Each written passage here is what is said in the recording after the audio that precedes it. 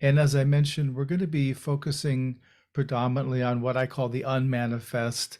And I've come up with this terminology. Again, it is conceptual just because it helps delineate a little bit in terms of where we're orienting.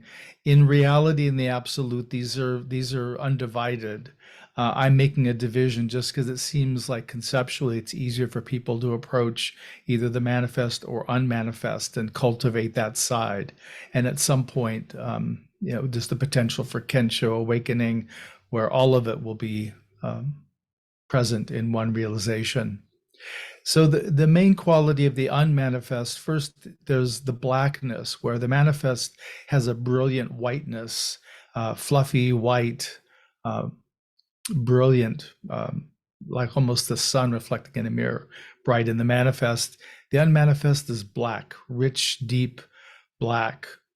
And the main qualities we encounter there are peace and stillness. And they may sound like, well, it's how would you distinguish peace and stillness? But when we're there and you're feeling it, you will sense the distinction, the difference, how they're function differently. And just to say that in the unmanifest, the peace and stillness, we can be drawn quite deep into the peace and stillness. In fact, we can be drawn, awareness and consciousness can be drawn so deeply that it can create the arising of what's called cessation. And cessation means the ceasing of all mentality and all materiality. So everything material, our body, any kind of structuring that we have will and can disappear in cessation or cease in cessations, probably the better way to say it. And then mentality.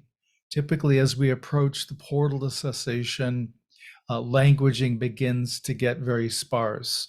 So just our whatever words we have, they start getting the space between them gets longer. Trying, if we were to try to find a word, it would be challenging to find.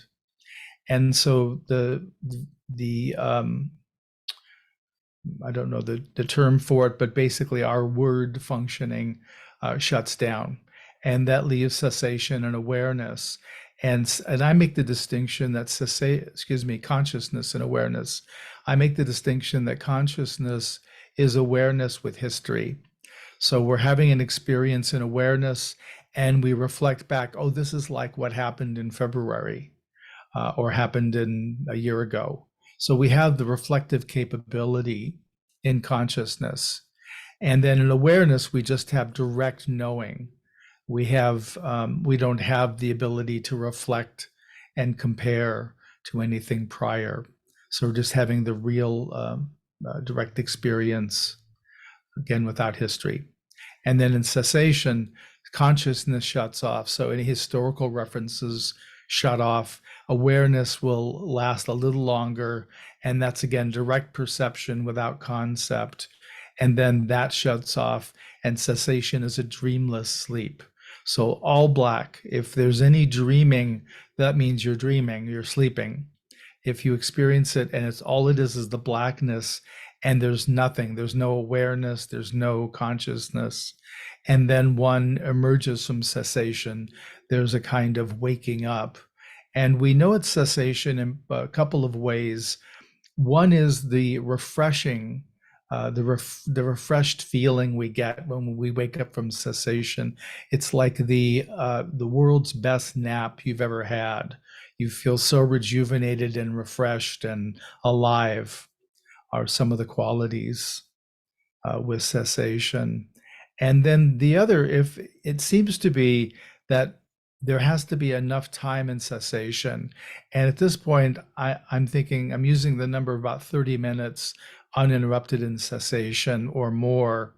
That seems to be where interchange can happen. And I language that it's like you've been away from home, you return home, and the furniture's been rearranged in your absence. So it's kind of like the structuring of yourself and how you hold yourself, how you relate to yourself changes. There's just a change all of a sudden where I don't relate in that particular way anymore. That's changed to this. So there's just these changes there. My observation at this point is the changes are always beneficial.